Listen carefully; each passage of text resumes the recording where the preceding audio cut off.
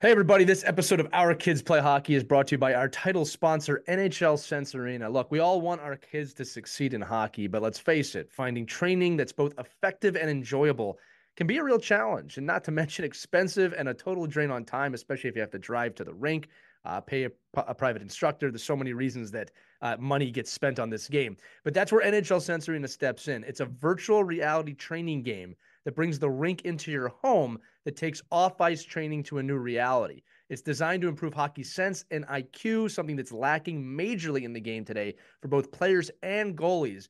And you get unlimited access to over 100 drills and training plans from top coaches and players that can be played anytime, anywhere, with drills approved by USA Hockey player and goalie development directors.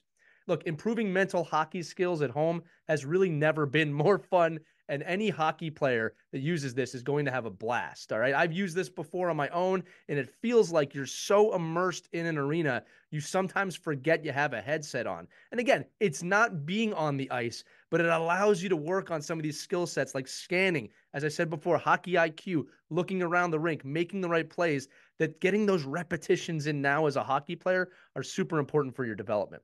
So NHL Sense Arena is giving all the listeners an exclusive offer for $50 off an annual plan when you use our code Hockey Never Stops at checkout. Again, that's Hockey Never Stops. All you got to do is go to hockey.sensearena.com. Again, that's hockey.sensearena.com. Use the code Hockey Never Stops, and you'll save $50 on your annual plan of NHL Sense Arena. Make sure to check that out and enjoy this episode of Our Kids Play Hockey.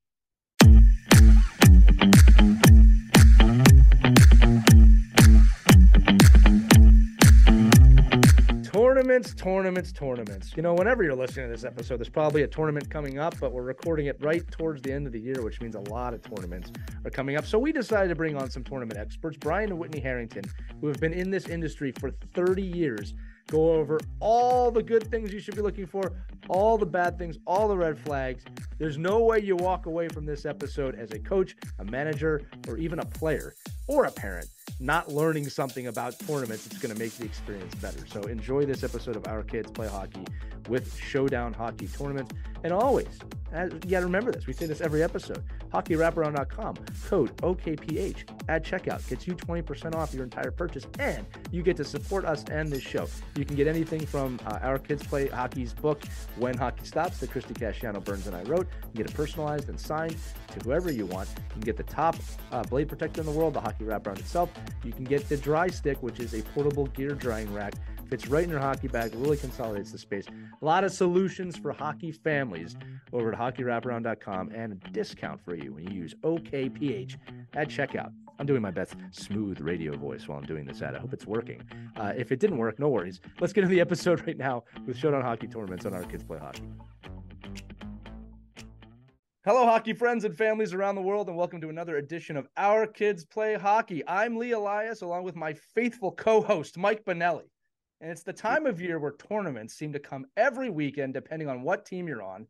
So we decided to bring in two people with an immense amount of tournament experience to give us some advice on how to attack the travel, the stays, and, of course, the hockey being played. Those two experts are Brian and Whitney Harrington, the dynamic duo behind Showdown Hockey Tournaments, who have been bringing fun and competition together in Nashville, Tennessee, and the Washington, D.C. area for over 30 years. And unlike some of the largest tournament organizers, these two have kept Showdown Tournaments a family-run business for that time period and have introduced some pretty unique events with their tournaments, such as the Showdown Olympic Skills Competition and the elusive but much sought-after Tournament Crab Hat. We'll talk about those on the episode today. For those of you who have been to the tournaments, you know exactly what I'm talking about. The two were recently featured in this month's USA Hockey magazine in the article by our very own Christy Casciano Burns. Make sure to grab that and read it when you can. Brian and Whitney, welcome to Our Kids Play Hockey. Thank you. Thanks for having us. No, actually, I should be thanking you for coming on, because in the madness that is the fall into winter into spring time period, we're all looking ahead on our calendars to what 8-hour, potentially 5-hour or longer journey we have to take to get our kids to these tournaments. So let's start with the basics, right? Let's introduce you to the audience. What made you get into the tournament industry, and why have you stayed? Well, it started back in 1972. My parents got involved with skating. It evolved to hockey. And then shortly thereafter, the rink manager, Willie Marshall, who's played in the AHL for 20 seasons. Him and my father partnered up, and they decided to do Can-Am hockey in North Tonawanda, New York. Wow. So we go back all the way to 1972. Yeah, well, that predates me. I'm not going to speak for Mike, but one question I want to ask right off the bat, guys, is this, and so everybody listening, we're going to dive into a lot of tips and tricks today to kind of prepare you. But I think it's important that we begin kind of the episode of that portion with how hard is it to run a tournament? Because I think when we get there, parents and kids, yeah, we're expecting something, but I don't think a lot of people know how much goes into the back end of obviously just reserving ice time, getting everybody there, finding people to show up, making sure everybody's happy, and you can't keep everybody happy no matter what you do. So how hard is it to run a hockey tournament? It's pretty challenging, Yeah. but we like to say it's like Disney World. We create the magic for you to come and have a great time. And there's all the behind the scenes secret stuff, but we joke about it. We should start a podcast on tournament snafus and all the things that happen and go into it, because it is pretty entertaining especially when you look back on 30 years of, whatever it is. But I think the part that we spend the most time on is matching the teams. That's the most important part for you to come and have a good time, is to be in a competitive division. So absolutely. Yeah, I love hearing you say that, because I have been to tournaments where that's not the case. Or, you hear things like, oh, we're just going to move you up to the next division. It makes more sense, and, it'll fit. And, you end up going 0-3, 0-4, getting 20 gold. And that's just not fun for anybody. I think also, and I know Michael want to talk about this too, the matchups, right? I think one of the best parts of tournaments is playing against teams you haven't played before. Nothing frustrates me more as a coach, or even just as a parent, when I travel 5 hours and I'm playing a team from 20 minutes down the road. Sure. Right. So does that go into the planning at all? Or do you actually try and diversify the teams that you're selecting? We definitely try to diversify. So if we have teams that come from the same area, same league, your regular games, we try not to match you up. But when there's a crossover, if you're in first and the other team's in fourth place and you end up playing each other, that's where we tell the teams that you might see that team from your league. But we definitely try. We will tell teams. We actually, in Nashville, we get a lot of 8U teams from Missouri, and we had to cut it off because we had too many, and we felt like, hey, you don't want to come down to Nashville just to play teams you play already. So there's definitely a balance in the decisions of the teams that we select. Yeah, that's we're going to go over some red flags later on. I think that's a big red flag, is when you get the tournament schedule and we just played these teams, right? Mike, I know that's a primary frustration of yours. Do you want to comment on that a little bit? Yeah, no, it's great that you're you have to think ahead a little bit, but it's also the responsibility of the folks putting themselves in these tournaments, right? They know the other teams going in, and and I'm sure you guys do a good job of posting that as well. Say, hey, listen, you have 10 teams from Missouri coming in, and you're not going to play anybody else but the teams in your local district. So I think there does. I mean, I'll complain about it a lot as a customer on my end, but it's also our responsibility as coaches and managers, and in our own region, we know, other teams are going to these tournaments, right? So if you choose to go to the same tournament that the 7 other teams in your league are going to, you're probably going to have like you said, you can't do anything about the matchups.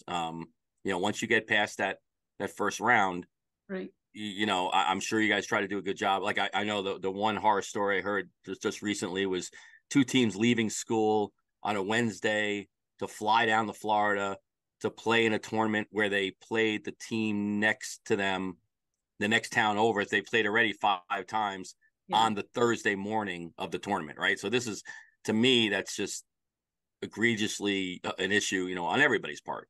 But again, these tournaments are things where you have to you get into them, and based off your article and kind of who you guys are, a lot of it's just not even based on the ice experience. It's based off the location and the ability to make like a great experience of coming to these things, outside of the on ice product. Yep. And I would say we see the most of those similar league matchups, because we go from AA all the way down to House Select, and House Select, you're going to pull from mostly the surrounding area. But the teams that come are excited because we're going to play them in a tournament setting versus, you know, I mean, but the same, but they already know that one going into it. But usually at the A and AA level, there's a good mix. And I feel like we've been pretty lucky with, there's always a team, we call it the tournication, who's planning to do a tournament vacation. So they're traveling from, you know, Nevada or California or Arizona, and that mixes in, it makes it more challenging to place them, but it is a lot of fun for all the other teams to be like, we're playing a team from wherever. I think when, I think when the other challenge too is that, you know, and I guess it probably helps with my hockey rankings a little bit now and the internet and having access to these players, these team schedules and who they and their like opponents. But you know, the frustrating thing is you people signing up for a tournament and trying to, you know, dumb down their team so they could win the tournament, and it just doesn't make that fun for anybody. I mean, you know, going in and winning a trophy, you know, and you beat every team by 10 goals doesn't help you, doesn't help the players. Really, nobody makes out from that. But it is a very challenging piece, right? It's like, well, you know, in an ideal world, we'd all want to be, you know, 2-2-1 going into Sunday, and every game was decided by a goal and 4 overtime games. But you know, just it's the nature of the beast of going out there and playing other teams. And again, if you went into it, to your point, that it's a tournament vacation, you know, really go in. And I think for the parents that listen to our show, you know, go in with the understanding of what is your goal from the tournament. Right. It's not a tournament you earned by winning a bunch of games and got into. It's a tournament you chose to go to. And how are you going to make the best of that experience? Exactly. That's why we have fun in capital letters, competition and fun, right? Well matched and right. fun. But the problem is the competition sometimes beats the fun out of it, right? So that's right. it is difficult. It's about the experience. Hockey is part of it, but there's so much more that goes into it besides just the games that you're playing. That's why we do those extra events at our tournaments too, to just give the teams a different opportunity. So back in the day, you know, if you played hockey, you used to go out of town and you used to billet with somebody, stay with another team's family. That kind of went away. So that is, you know, one of the reasons why we do these extra events is to get teams in a different setting outside of a game where they're talking to each other on the ice, shaking hands, having a little bit of fun. It's not as it's competitive, but it's, you know, a little lighter than playing in a game. No referees. Yeah, Brian, let's dive into those now. I don't mind going forward because you do some unique things at your tournaments, and I think that you're making a really great point. You know, when I go to my dad's house, there's like a trophy room there that he created, and there's a lot. I've been very fortunate. There's a lot of tournament trophies, right? And what's funny is when I think back now, 30 years, 25 years later, I can't remember almost any of the games from any of those trophies. I mean, I'm glad that we won, but that's not what I remember now as an adult. I remember the experience. I remember some of the extra things that we did. I remember spending time with my teammates. I remember aspects of the destination. I rarely remember any of the games. And I'm pretty sure I played a role in the team succeeding, right? So it just kind of shows you what stays with you. You know what else I remember too? Sometimes is the negative things, is the crazy hockey parent or the dad that was screaming over the glass at the ref. Absolutely. You know, so the things you end up remembering from these tournaments, and don't get me wrong, man, if you win a game in overtime of the championship, you're probably going to remember that. All right. But remember the experience. And I love that what you both have done is included some of those extra experiences. So let's talk about that. The Olympic thing that you do and how you've added that in, how the kids look forward to those things. Yeah. Why don't you, Whitney will give it a shot because she, I was talking to Whitney. Whitney, you tell us about it. I'm just kidding. I'm the mastermind. So anybody who doesn't like the Showdown skills event, I'm the mastermind. To be fair, I haven't heard anyone say that one time, but go ahead. Yeah. But it started with Brian's father when he ran the first few tournaments before he 1991 and 92. And they had a shootout. So that was the extra thing. Right. And sometimes the shootout would go for hours.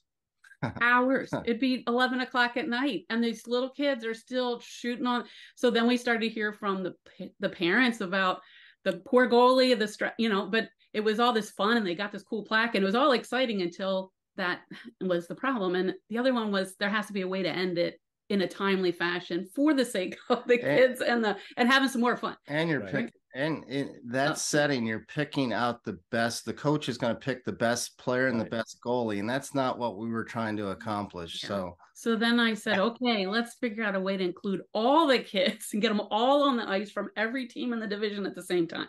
So they'll be up to, have we ever had 8 teams on the ice at the same time? Yeah, we've had up to, I think, 12. Sometimes we bring in 2 divisions. We'll have 6 teams in each division. They're all on the ice together. But they do, and they do a relay race where it includes 9 skaters, the goalie, and a coach. It's a highlight because everybody loves seeing their coach skate the obstacle course and come back and do that. And then we have it sectioned like a decathlon. There's like 5 or 6 different events going on at the same time on the ice. And the whole point of it was so that you can't calculate, we won that, because it's not about what you won. Right. It's about getting every kid doing some fun stuff. So there's shooting and skating and hardest shot and how many shots, and then there's a mini shootout that ends after the round and everybody gets going.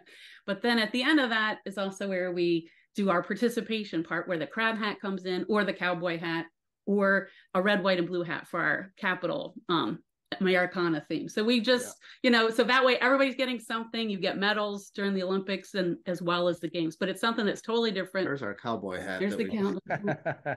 These are the things that everybody talks about from your tournaments. Is these they do, hats. And they come. The teams that come multiple years still want the same straw cowboy. Yeah, we were gonna switch up a few times, and people are like, "Where's the hat?" Yeah, we just want. We don't want a towel. Where's the hat? So how dare you being fun? It's a hockey tournament, guys. It's supposed to be a serious matter. We're supposed to go to the championship. No, I love that you've done this. The other thing I love about it too is. And I'll be very upfront about this and follow me here. I'm not a big fan of participation trophies. All right. I'm a believer as a coach, there's winners in tournaments. Now you can do the Olympic style thing of gold, silver, bronze. I've never had a problem with that, but I love that you've kind of spun the participation aspect of this into something fun. If you're coming here, you will be rewarded for being here because hockey is supposed to be fun. And we have these wonderful gifts that we're going to share with you for participating in our tournament. That to me is brilliant because, and I think more tournaments should rethink this because again, I don't think every kid should get a trophy when it comes to the actual tournament itself, right? I think that's reserved for winning, or runner up if you want. But I think the idea of celebrating that we're here together to have fun is a brilliant thing, and I really commend you for that. Yeah, and it's pretty cool. It makes great team pictures, because there's not the trophy, but the whole team's wearing their hats and doing their thing. Yeah. And the other part of it is the way we got to giving the giveaway out during this was when you've got a 4-team division and you've awarded, especially 8U or 6U, and you're giving out 3 sets of medals, and there's one. They're like, well, what do we get? And so it's like it fills that gap. It fills the gap. It makes everybody happy. Everybody off the ice with something, and that's the hat. I think we can make the argument that in 8U it's a little different than 10U, 12U, so forth and so on. In the sense of 8U is very much let's have fun playing hockey and love the game. Right. Yeah. And I do tell my 8U team, because, we don't keep score in our regular season games. When you get to a tournament, they do keep score. And I talk about the aspect of competition, right? And that there is sometimes a winner and a loser, but it's about your work ethic. Again, these are 8 and under kids. These are the lessons we try and teach them, right? So I just love that you figured out a way to do that, because I think that especially other tournaments, that there's too many of them are cash grabs and they don't care. And it's just like, thanks for being here. We needed another team. Thanks for your dues. You know what I mean? Yeah, we do. Well, the effort you put in to the gift for the participation just shows, really where you value your tournament, right? I mean, it's not a, hey, anybody could rent a bunch of ice and throw a bunch of teams out there and hopefully some scorekeepers show up and maybe somebody comes with a bag of pucks. But I think it's just like, what are we doing to make the experience better and then have those kids leave there? And I personally think it's a brilliant marketing piece, right? Those kids go back into their communities and they have these hats and everybody's like, where the hell do you get these hats from? We were in a tournament in Nashville and, our team won this and nobody sees a trophy. Nobody sees a medal.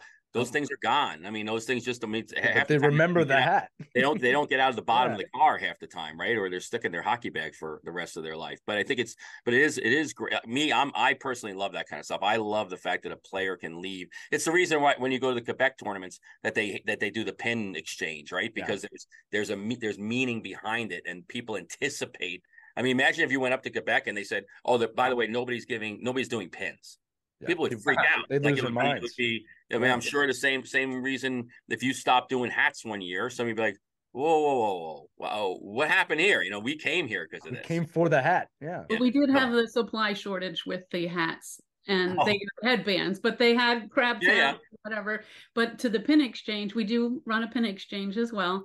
It's not as big as in Quebec, but in our Nashville tournament, about 70 to 80% of the teams all trade pins with each other from their league. Is awesome. But in the DC area, it's still on the edge, but it's open to everybody. Right. And it's something that we pride ourselves in. That goes back to Brian's experience of growing up in youth hockey and trading. Yeah, having the jacket full of pins, your hat's full of pins. You walk up to somebody, say, "Hey, I like your pin. Let's trade." You know, it's I love it. The experience. I love it. I think for new parents too, for people that are from the game and you know, and can it's the same reason why people collect pucks, and it's just like, you know, it's just a fun thing to do, and gets the conversations going, gets people meeting each other, you know, when they're not just walking aimlessly past each other and say, looking at the schedule and say, okay, when's team A playing, in what locker room, let me get in, let me get out. Like there's so much other, it sounds like to me, I've never been to one of your tournaments, but it sounds like to me there's just so much more energy and interaction going on between the teams other than I'm here to kick your butt and get out of here with a win. Right. And I would say this mentality stems back from at least my childhood, and I would say Whitney's as well, our experiences. When, you know, a few years I played for my father. He was my coach, but I saw him coach many teams that I was not on. 90% of the teams he coached, I was not on. And they went to tournaments. They started off the year, a fishing trip, but they played hockey too.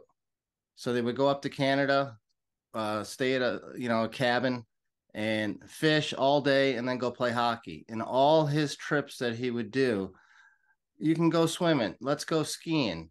Let's go have fun.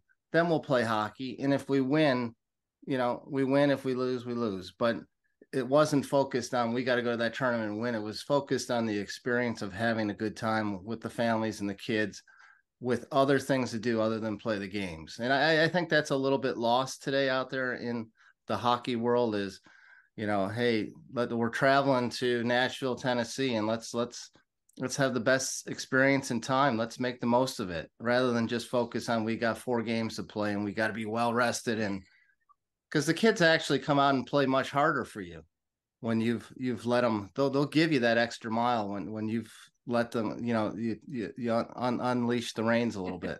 Well, especially if they're having fun. Yeah, I mean, Lee can speak to this better than I can, but I mean, I think that's the reason why, you know, the byproduct is they probably won a lot of tournaments because there's a lot of bonding going on there. It's like, so like, you know, most people would look at them like, oh my God, this guy's not serious. He's got kids fishing. This is a hockey tournament. Like these kids are just out there having fun and goofing off and, you know, getting to know each other, and it's too light. And all of a sudden you say, well, they won one game and now they're closer, and now they won another game and now they're even closer and they're having more fun. And it's one of those things where it's the byproduct of the allowing them to have that fun. And Lee could talk about this from a team building perspective, is like that is where the bond is what builds the wins. And I think, you know, to your point, you know, if you get a chance, if you go to one of your tournaments and the only goal was for team bonding, then they've accomplished, you know, you can accomplish that pretty easily.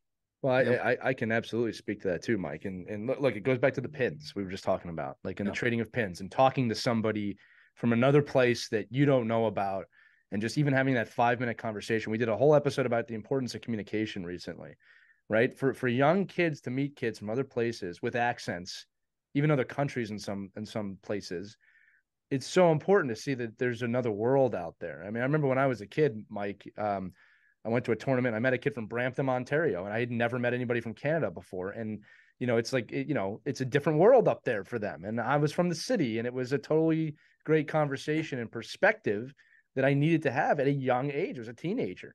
Now, from a team bonding standpoint, I'm a big believer. I wish teams would all go on road trips early in the season, just to get away from everything and the pressures and the seriousness of the season. These trips are opportunities for you, as Mike said, to bond as parents, as players, as coaches to players, as players to players. But it's all about the environment that's created. If you create a pressure cooker environment for really anybody 18 down, I mean, you're going to get the results of a pressure cooker. It's going to be stressful. It's going to be hard. And you're putting all of your onus on winning the tournament, which I'm not saying there shouldn't be onus on that. All right. But if that's your only thing, you're going to be miserable. And again, look, Mike and I have seen this tournament in Boston. I won't mention it, but you go to Boston, you don't get to see Boston. It's a high level tournament. And then you have to pay, even as a parent, to get in to watch the games. And the kids are all told, oh, there's people watching, there's scouts watching. Well, what kind of environment are you creating here? Right? Like, excuse me. Like, well, I just think that I understand the need for showcase tournaments at the higher teenage levels to show talent. I don't understand why we have to sacrifice fun in those environments. And again, I know you guys, focus more on the younger age groups, but again, tournaments can be a cash grab. I mean, a huge red flag for me is I have to pay to watch the game. Are you crazy? Like, what are we doing here? So anyway, listen, I want to refocus us here because we're talking a lot, and I did want to ask these questions before we run out of time, right? In the article that you guys did with Christy, there's a whole section about proper planning for a tournament. Everything from equipment, skates and gear, to budgeting, to making a plan. Can we talk about that from your perspective? Two people that have seen thousands of families show up to a tournament. What are the ways to properly plan for a tournament? Well, I think it starts with, for us, we communicate with the team manager. So every team, their team manager is our point of contact, and emails go this way and that way directly. So what you need is a great communicating team manager to get you all the information, because we're going to give it to you. We have a 20-page tournament information package. And I told Brian, I'm like, that needs to be broken down. Digestible. You should do an instructional video. That would be funny. Used to be sent in the mail. That 20-page thing came in the mail. You could do like an infomercial with like, hi, everybody. But we broke it down now and we put it online. And it's more digest, so anybody has access to it. So if you were even interested in our tournaments, you could just go poke around and be like, oh, okay. And it's more digestible. But we're very thorough, trying to cover every single base. Right. But we also give people, like, just for Thanksgiving, we sent out an email to all the teams that are coming in December, and then our teams that are coming in March, and said, happy Thanksgiving. And if you owe us this, and this is what's coming next for you. Because that's the hard thing, because you got the great planners, and then you got the ones that are just at their wits' end because they've overcommitted. They're, managing multiple teams, whatever your life circumstance is, but they're overcommitted where they can't process it. We try to get you, this is what we need now, timelines. And then everything is, even on our website, it says when the list is ready, when the schedule should be released, just to kind of help you along as a parent who's coming to know, okay, well, we're waiting on our team manager. But that's the main thing. Yeah, I think communication's the key. If there's gaps, like when you first apply, you do get a notification that your application's been accepted, but there's a little break in communication. But once we are getting closer to the event, there's constant communication. If you don't do that, I think there's a breakdown. 100%. And I'd say on the team's side, the number one thing that really they need to consider is, are we committed to the tournament? Because when they decide a month before to drop out, it not only affects their team, but that division. And that division, if it is not a large division, could get canceled.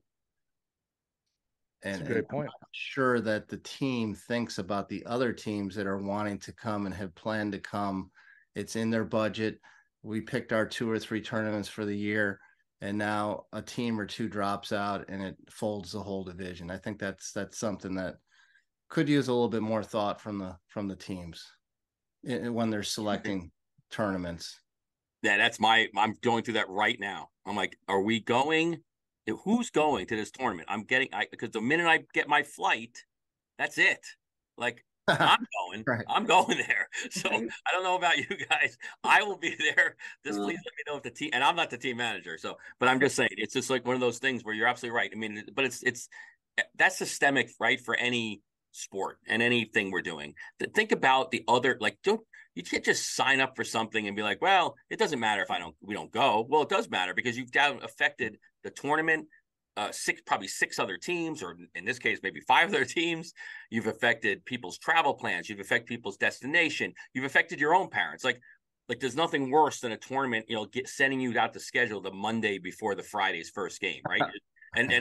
But again, knowing, for somebody that's run tournaments, that's most of the time the result of a team dropping out on Sunday, and then being like, oh God, okay, so remember the schedule we sent you 6 times for the last 4 weeks? That's now changed. So, but there is so much juggling, and everybody wants the 11 a.m. game and the 5:30 p.m. game, right? Wants time to get out and get the dinner with their team group. Wants to be able to get out on Sunday morning early. So everybody wants the same thing. So I'm sure maybe you could talk a little bit about the challenge of preparing the managers you work with to make sure they're disseminating information about, not that it's hard, because people expect you're getting money, right? People go, well, it is hard, right. But how does a manager make the experience better for their parents? And, so they're not all calling you, like 19 different families aren't calling you to get this information. They're doing a pretty good job of that. And we do that at the tournament too. If there's an issue, it's going through your team manager or coaches, not through all the parents, because then it just becomes pandemonium. So it's keeping everything, on smooth and when the bumps come so that they can get smoothed out. Right. Yeah. The decision to release the schedule is probably one of the most important aspects of the organization of the tournament. So when you release that, it's go forward.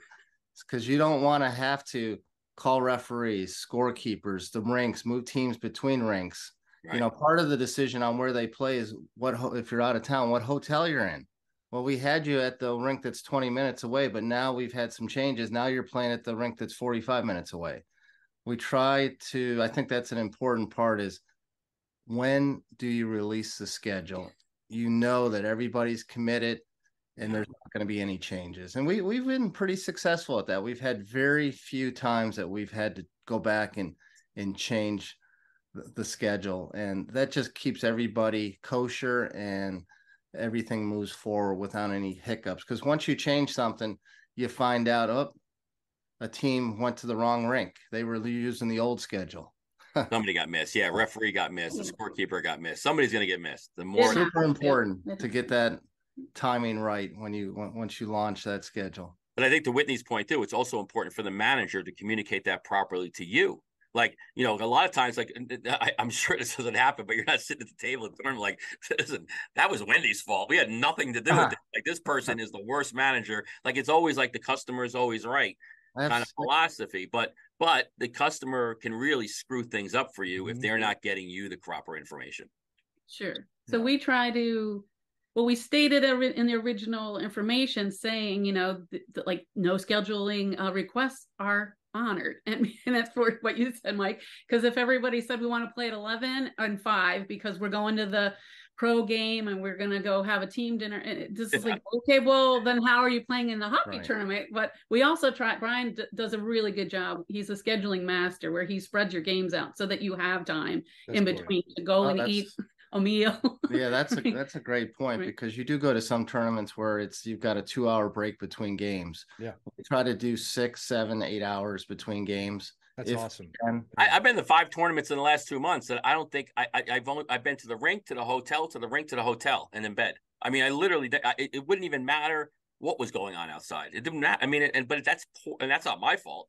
It's our fault for signing up for the stupid tournament. But I think for us, it was like, well, didn't any thought go into the fact that we're in this beautiful place that we're working with like high school level kids that are looking at colleges right now. Like the whole idea of these tournaments, and you go to Boston or you go to Rhode Island or you go somewhere, upstate New York, you want to be able to say, well, wow, I have a 3-hour, 4-hour block in here. We can get out of the rink. We can go visit a bunch of different colleges, see some campuses, see what's going on. If I'm in Nashville, I'm going to Tootsie's, or I'm finding a way. I got to go somewhere where, there's an experience that I can enjoy too. Right. So I think it's like and I'm sure every tournament you have, because I would do it right now. If I was signing for your tournament, I go, okay, Predators are playing the Dallas Stars Saturday night. Do not schedule me a game after 5 o'clock There's a on tough one. Saturday. Yeah. It happens, but guess what? This year the Preds are out of town. Yeah, good. They're out of town. That helps you. That helps you. I guarantee it. It does Right? help. It does. But we also want to support, and they've been great. I mean, the Predators have been great over the years too, and so have the Capitals with, trying to get the kids there and doing all that. So it's when it works. But yeah, it's just everybody taking a breath and realizing it affects more than just you and your team. There's 50 something teams coming in December, and in March we have our 2 tournaments that each are going on 65 to 70 teams. So that's a lot of people, a lot of moving parts. So when one team or one manager says, hey, can we just, it's not a big deal. It's like, it's a huge deal. So, but we try to do what we can, but we also say, please don't make requests unless it's something really necessary. And there's some years where we did reach the 100 team tournaments participation. I think we prefer to do 50, 60, 70, somewhere in there is a better number, because it provides us and the teams a lot more flexibility. Once you start ratcheting it up, you lose that flexibility, and it's just, I think it's a better experience.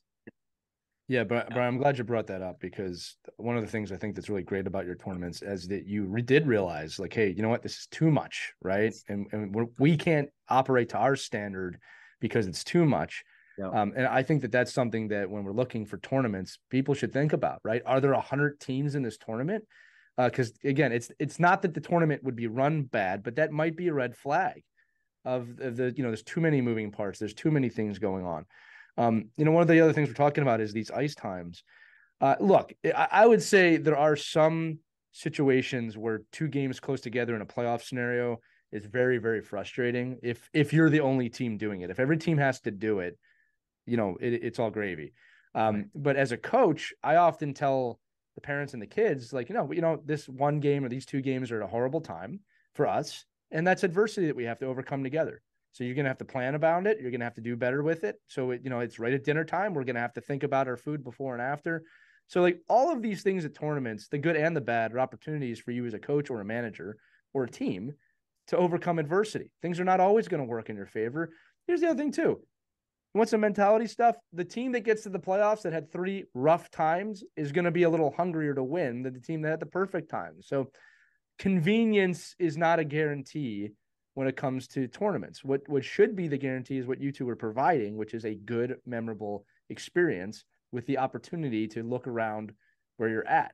All right. I would be so frustrated if I was at a tournament at a location and I didn't get out of the rink or the hotel, like Mike just said. Like that is not the point for us going. Right. So I applaud you for that, for making sure that happens. The other thing I wanted to bring up from the article too was we talked about performance, right? Especially like when it comes to meals and rest and the riving. So Brian, you had said you guys do a good job of kind of scheduling things out. You talked about managers, you talked about prepping the teams, right? What are some of those keys that teams should do to be prepped when they arrive so that they can go out and do things? Yeah, they definitely should. You should make sure that you get to the rink, within, amount of time to warm up and, check out the facility, especially your first game. Right. Really knowing where everybody knows where that rink is located. And there's a time that everybody's expected to get there. And then you'll have plenty of time to, prepare yourself for the game mentally, do some warm-ups. But if you got everybody scurrying around, and again, it goes back to communication. If we're communicating properly and the managers are communicating and the families, the parents are listening to their manager, everything works well. So it's really just giving yourself adequate time when you're going to need to get your skates sharp and get some tape, maybe even buy a stick. You got to show up to the rink with enough time and know that the facility that you're playing at has that's a great point, right? Pro shop. What if they don't have a skate sharpener? So we just had a guest recently that was our manager guru, right? And I think what she talked about, one of the things that you're bringing up is that boilerplate time, place, uniform, time to be there, time we're leaving, who's running the, if it's a home game, who's running the clock, or who's checking the kids in, who's locker room monitoring, and just have that boilerplate piece, right? Then you just stick in whatever those duties are to help you. And I know that probably helps you too when you come to a rink. Like there's nothing for me as a coach more frustrating is like, trying to guess like, okay, are we wearing home? Are you wearing home? Who's wearing the blue jerseys? Who wearing the white jerseys? Like, is there a medic here? Is there a pro shop? I got 5 kids that need their sticks cut. Well, is anybody going to let them use a saw? Do we have a saw? Like, it's like this whole like thing that you need to go through every single weekend. And we can avoid all that just by having that communication piece and following your 20-page, guide to your, which again, to me, I'm like, thank God there's so much information there. Like I shouldn't miss any of this, but it comes down to just that piece of communication is like parsing it all up so that people have responsibilities to do these things. And part of it, falls on the tournament. When you get into that rink, we'll just say, some of them are 2 sheets, 3 sheets, 4 sheets. We notice on a Friday, the first, day of the tournament, people come in a scurry, they look lost. If you have people that are in the lobby waiting for those, teams to come in and greet them, that includes the rink staff. Right. Some rinks operate different than others. So we're fortunate to have some great rinks that we play out of. They're very concerned about keeping things scheduled on time. So it's when you first get in, how do you get people organized and situated for them to make them feel comfortable rather than feeling like, okay, I'm overwhelmed. Where are we? What rink are we playing on? Where's my locker room? There's nothing more frustrating, right? Than you go to a tournament and the person that's sitting at the desk does this. Yeah. And just doesn't look up. Like, please don't speak to me. Please don't come to my desk. Yeah. Don't come to look my at the board. All the games are on the board. Just doing this.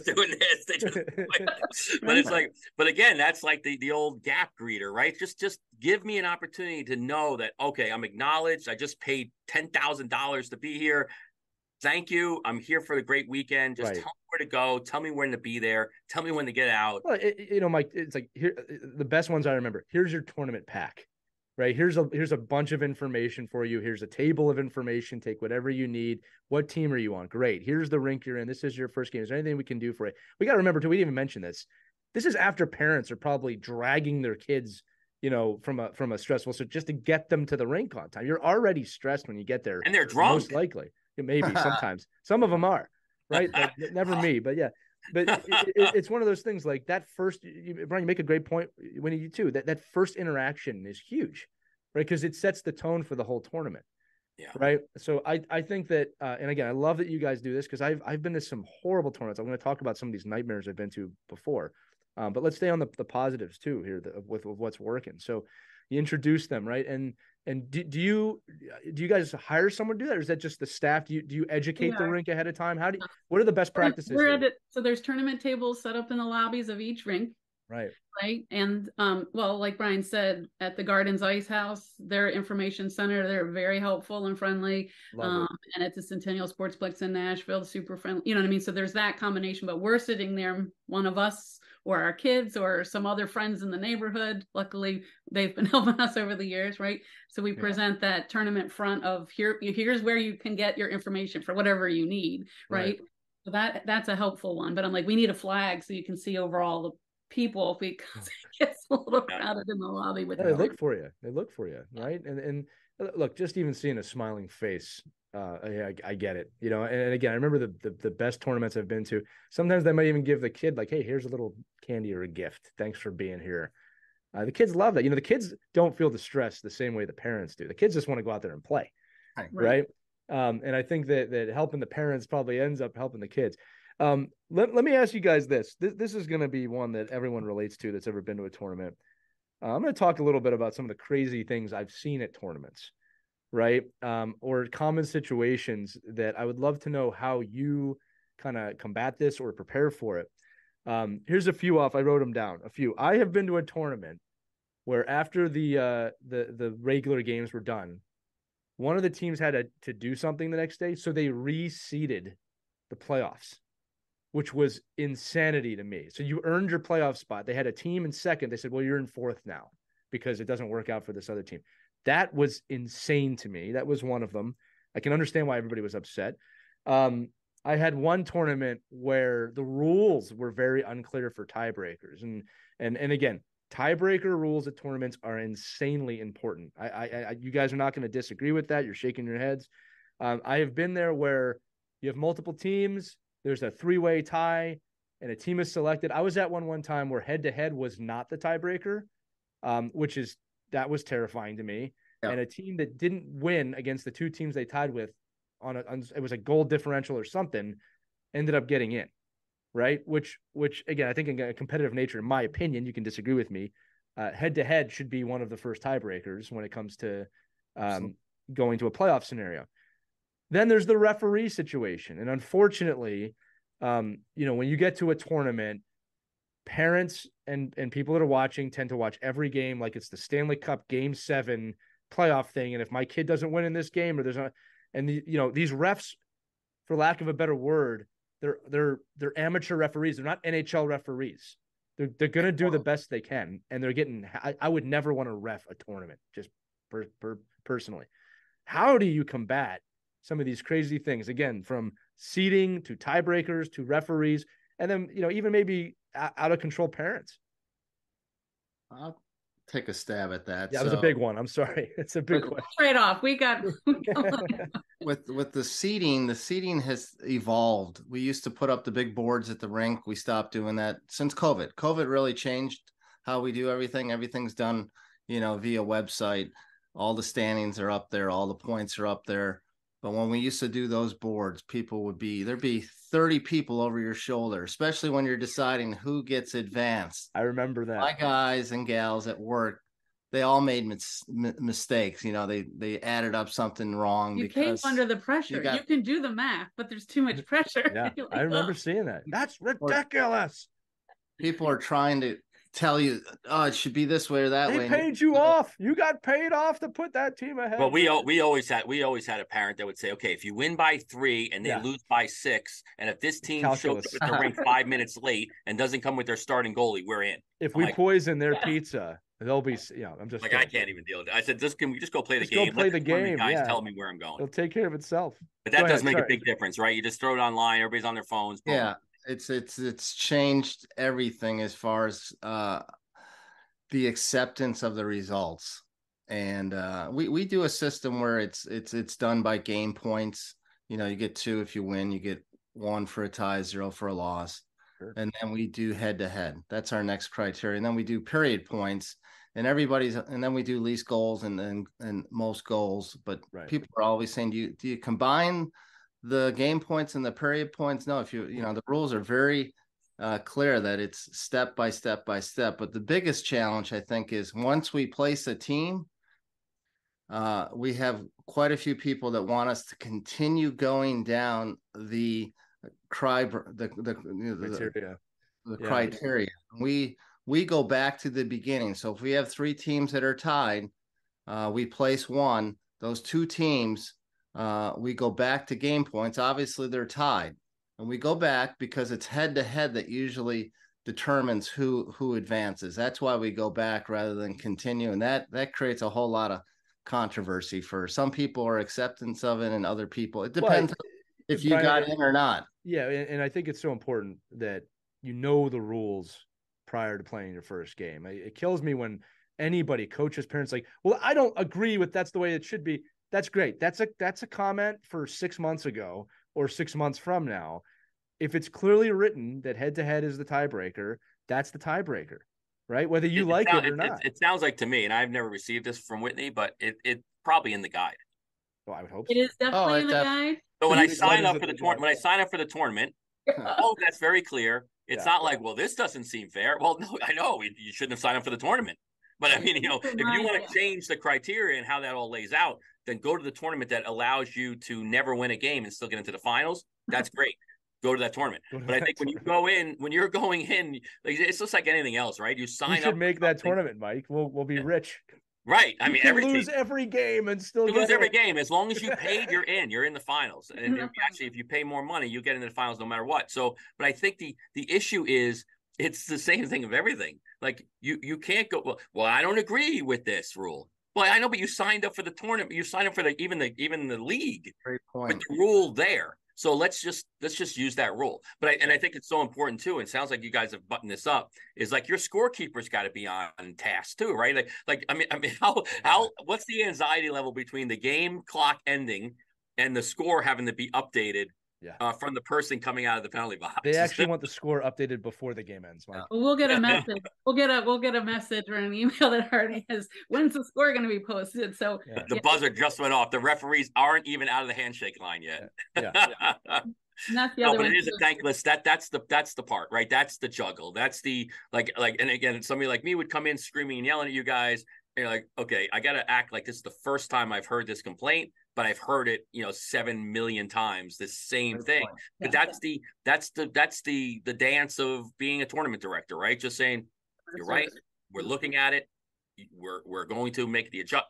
This is what it is. This is why it's clear. And yes, ma'am or sir, you may not agree with it, but that's been the rule we've had. That's the rule. No, that's the rule. That's how we run our tournament.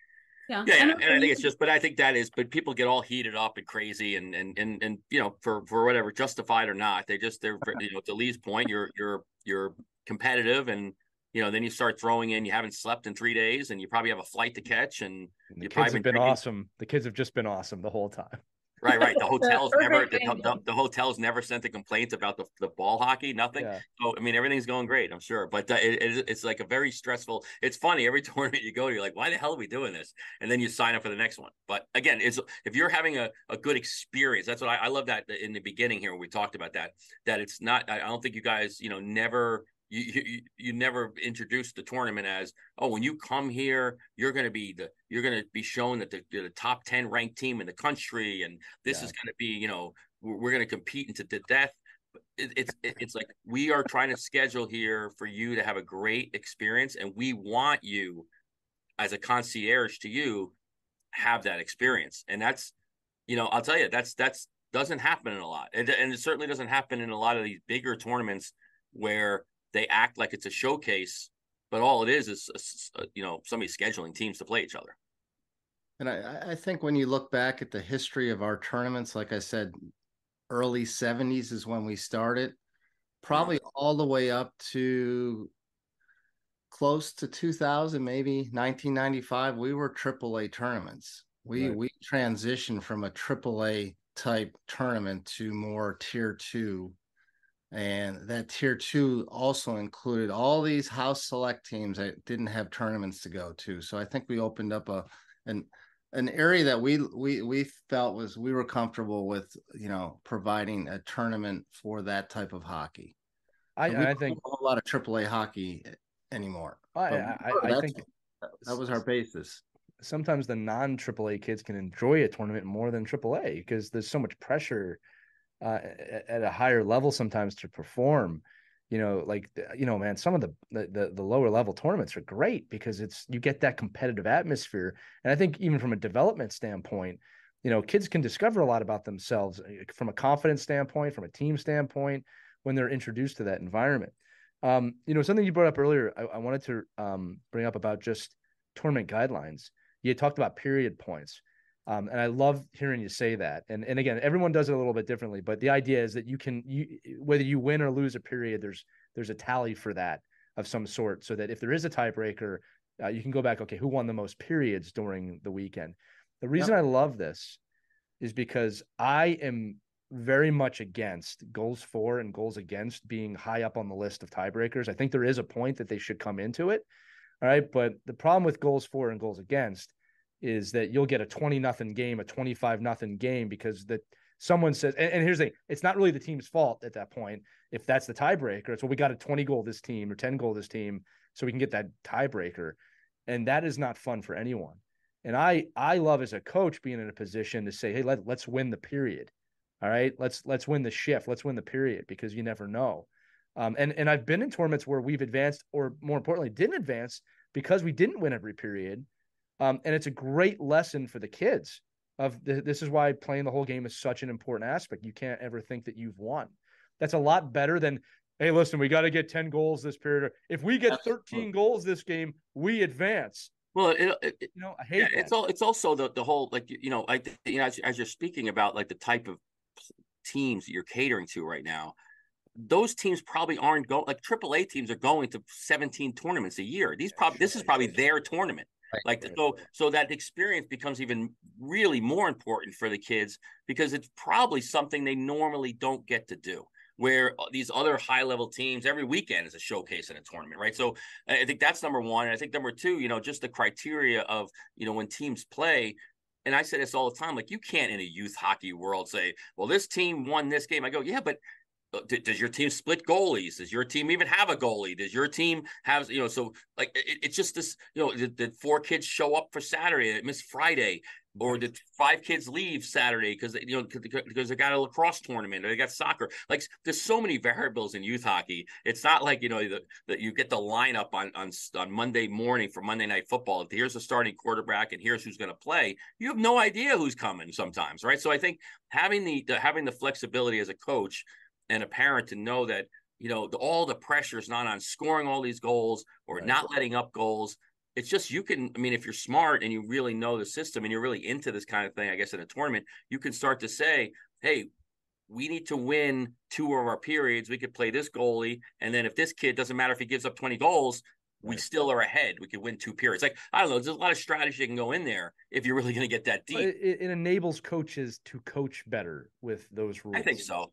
Right. And especially when you get into, like, the Saturday afternoon game where maybe you're rotating goalies and players and you don't know who should get the start, because now everybody's doing the math. And, like, I know this kid has played 2 games in a row, but, he's our starting goalie. He's got to play in order for us to win. Well, I just flew to Nashville and my kid hasn't even seen the ice yet. Right.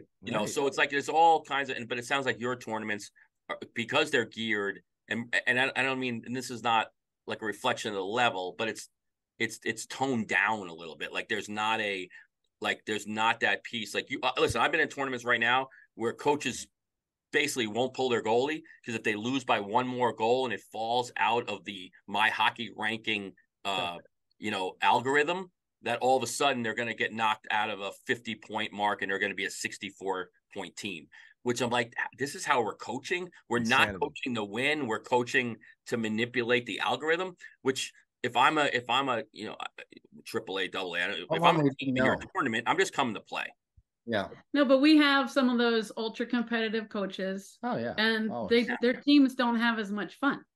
They may or may not win, and they usually don't win. They usually end up losing in a semifinal, or you know what I mean. And then they're just more upset about why it didn't go the way you wanted it. Because if you stack up all of the things, we should win, right? So there's always that element of it that, well, actually, we used to run a reform coaches clinic at the tournament.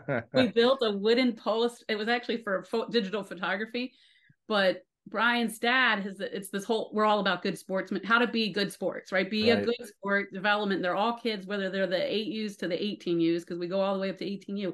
It's about developing these kids, because you don't know where they're going to develop, right? So this kid who's playing on the house team at 16 years old could still end up playing in college if they wanted to, and the cards line up and they work really hard for it, those types of things. But these coaches would come to us with tears in their eyes reading his dad's letter saying, I finally got it. And they were one of those uber ultra competitive that read it and went, it's about the kids. It's about fun. All of it is, right? That's not limited to just tournaments. It's an interesting realization sometimes you see people come to that, from a coaching standpoint, a parent standpoint, a manager standpoint, it's not about us. It's about them, right? And making sure that they have the best experience humanly possible, especially when they're younger. Because here's the deal, man. If I'm 7, 8, 9 years old and I'm just under pressure, I don't want to play hockey anymore after that. Right. But if I go to Nashville, we should talk about that. Nashville is a fantastic destination, right? The DMV is a fantastic destination. You go see the Capitol. If you're in Maryland, you can go see that side of things. If you're in Nashville, it's a great city. Why would you do that and not expose your kid to that wonderful experience, especially if you've never been to those places before? And then, you get these little hole in the wall tournaments. Usually they're local, that, they're in the middle of nowhere. And it's like, what is the point of being here? Why did we travel here? So I just think that, you kind of rounding this episode out too, what did we learn today, right? One is that great tournaments have great tournament managers that truly care about the people coming. You know, they're going to have that booth out front. They're going to do less teams over more teams. They're going to find those little ways like crab hats or cowboy hats or straw hats to make you feel welcome, make you feel part of it. They're going to have very clear rules. They're going to have very clear paperwork that shows you this is everything you need to know. That is not a red flag. It's the opposite. That's a green flag. That's a yes. This looks great. The other half, team managers, I'm talking to you. I can tell you guys this right now. The best tournaments I have ever gone to had that first half, but we had an itinerary. Our team manager put together a fantastic itinerary. This is when we're playing. Like you said, this is what we're wearing. We're having a team meal here. You have free time here. Here's the local destinations. I'd like to plan a team trip on this time. This is what we're doing. Parents love that. All right. I love that when I don't have to think. Right. And I can go and Mike, like you said, not that I would ever get too much, but I can have a drink and be okay, just relaxing a little bit because I know that it's been taken care of. That is the recipe to me for a wonderful tournament experience, that the tournament directors and the team manager are on the same page. And then it makes the coaching easy because you know where you need to be. We're going to have fun. We're going to do what we can. And whether you have 3 games or 5 games or anything in between, you have something planned well. And on top of it, especially with Showdown, there's this great Olympic event that we're going to have. And you're all going to get to participate and showcase your skills. You're going to see kids with other skills. I remember doing one of these when I was younger. And I was the fastest skater on my team. And I was not in that Olympic event that we did. And that was a very humbling and awesome experience for me to see, wow, there's kids faster because I can get better and I can move faster. And I got beat today. And it wasn't a negative for me, right? I mean, maybe that's just me. Those are the recipes for a great tournament, right? I think the red flags are, well, we got 4 teams. This one was just added at the last minute. You'll kill them. You'll kill that team because they're just added. They won't be a problem for you. We just had to fill it. And yeah, it's going to be 3 days. And we have T-shirts. We're going to get a T-shirt at the end of the tournament. Thanks for coming. Everybody gets a trophy. Those are the red flag ones for me. I wanted to throw that to you guys too. Is there any other red flags we should look for as parents, coaches, or managers for maybe cash grab tournaments or things you've seen that like you need to run from that tournament immediately?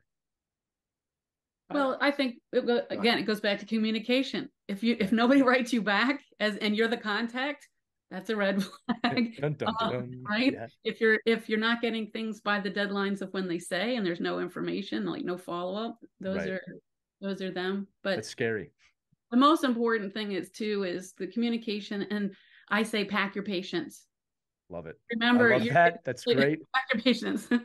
Yeah, that's something I'm going to steal. Right? That's great. Remember to be nice. I mean, this whole last week on all of our social media, we thanked everyone involved in hockey. We thanked the rink staff. We thanked the rinks. We thanked the pro shops. We thanked the snack bar. The parents, the team managers, everyone. The coaches, right? It takes the players working together. The refs. And we don't know who's having a hard time.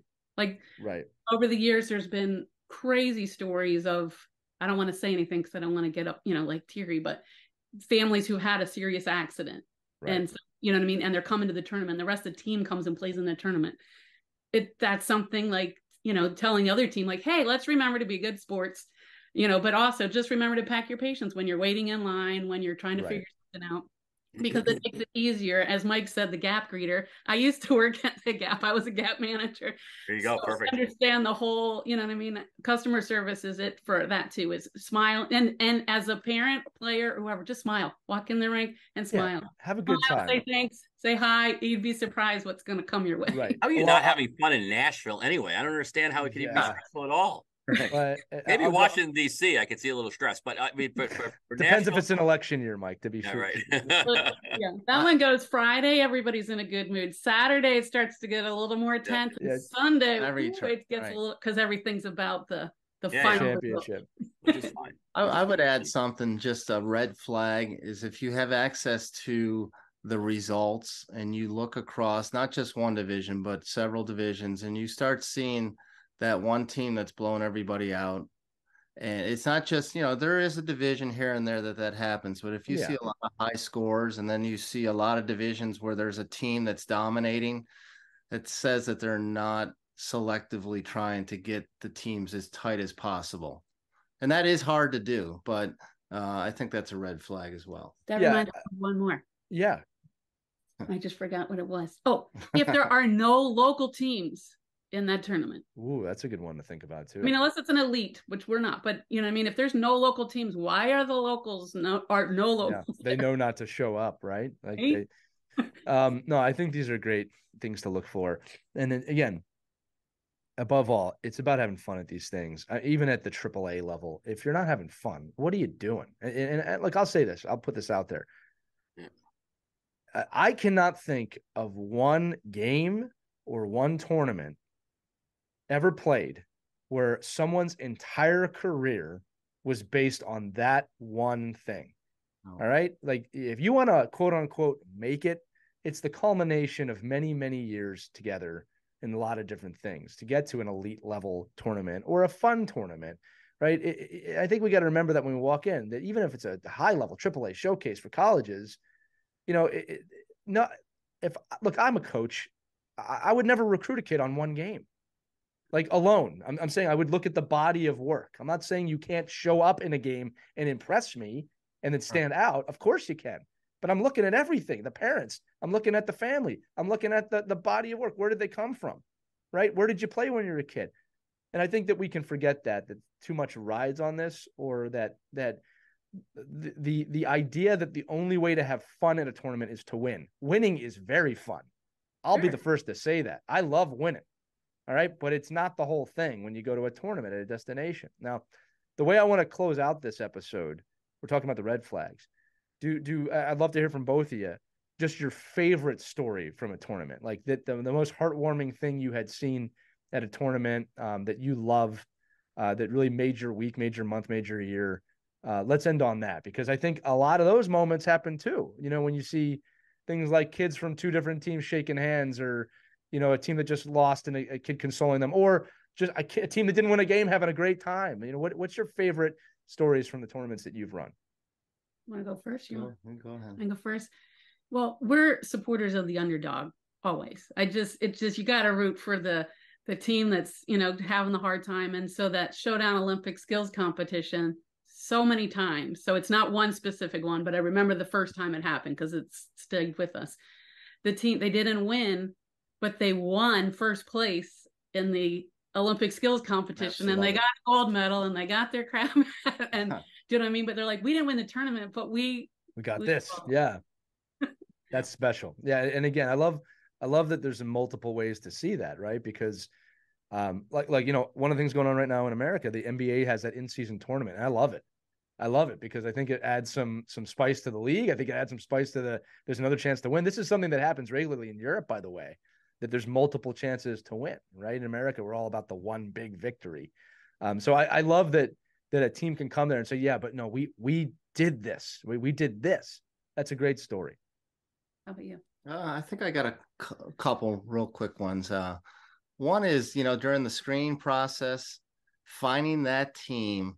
So if you just look at my hockey rankings, I think you're far from the results that you want. When you dive down into the leagues and understand what league they play in and how those leagues compare across the board and where those teams fall. So my point is, you find that team that's sitting at the bottom. They've lost every game, but you've got one team that's lost every game by 1 or 2 or 3 goals. They're competitive. The team that's losing by 8, 9, 10 goals, you drop them down a bracket. They come to the tournament. They either win it or they've won 3 games or 2 games where they've lost all their games for the season.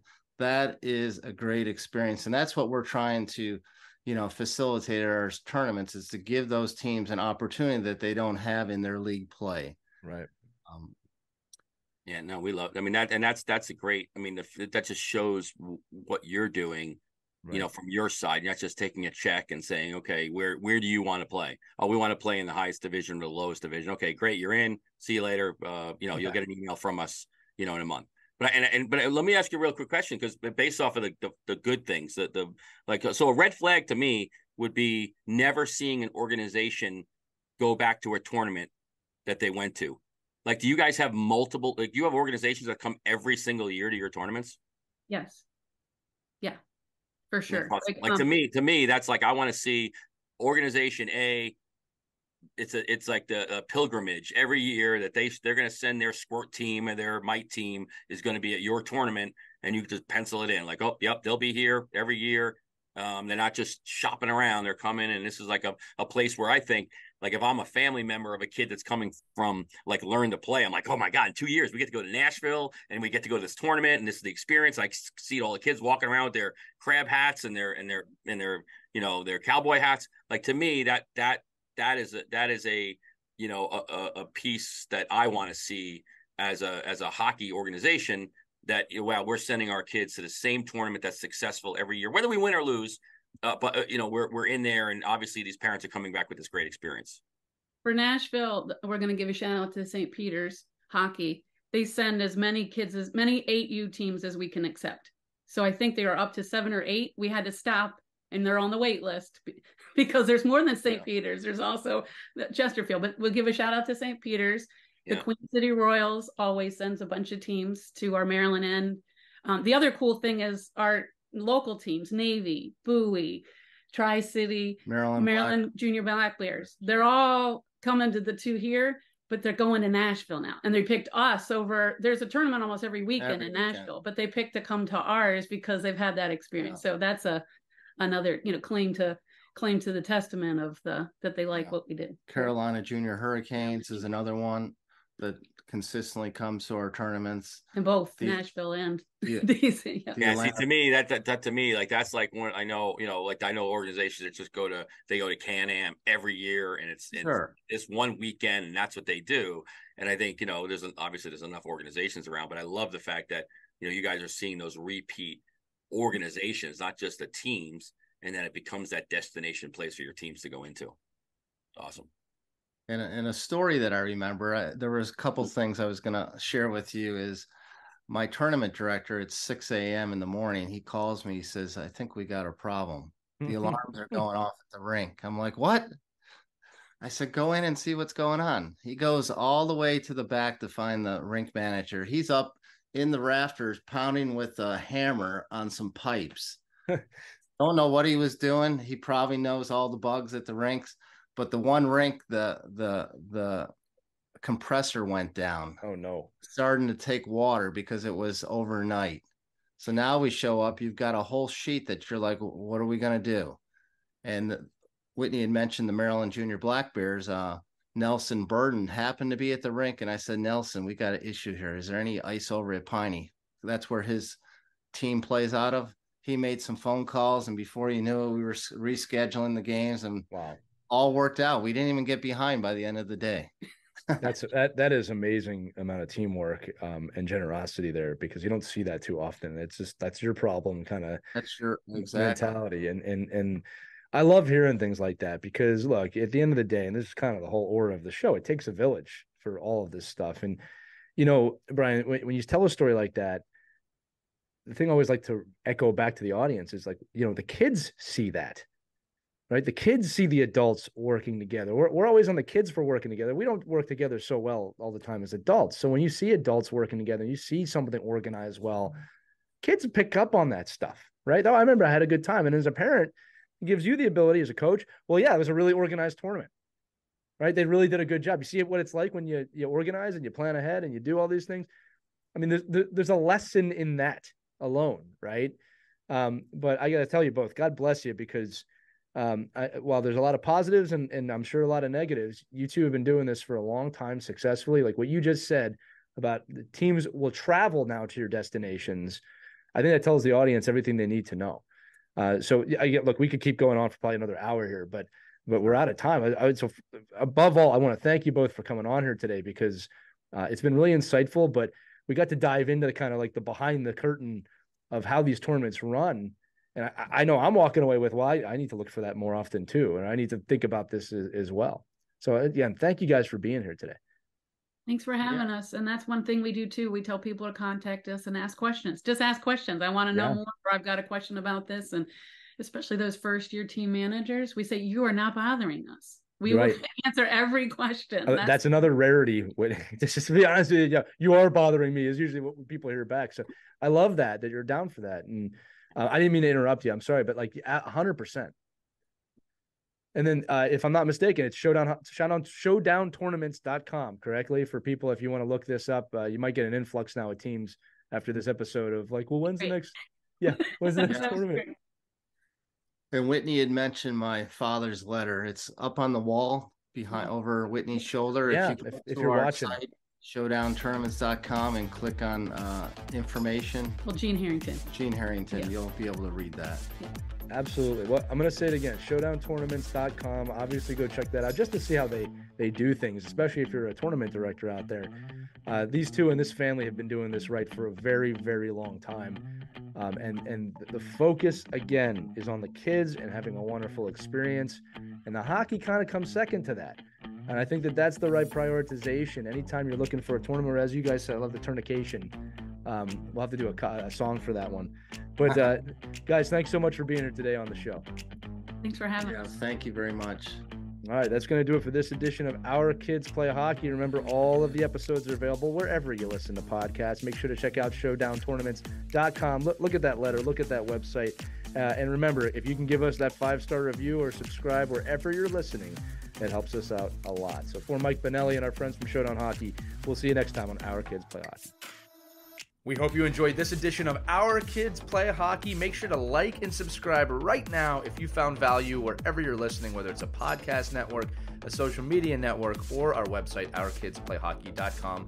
Also, make sure to check out our children's book, When Hockey Stops, at whenhockeystops.com. It's a book that helps children deal with adversity in the game and in life. We're very proud of it. But thanks so much for listening to this edition of Our Kids Play Hockey, and we'll see you on the next episode.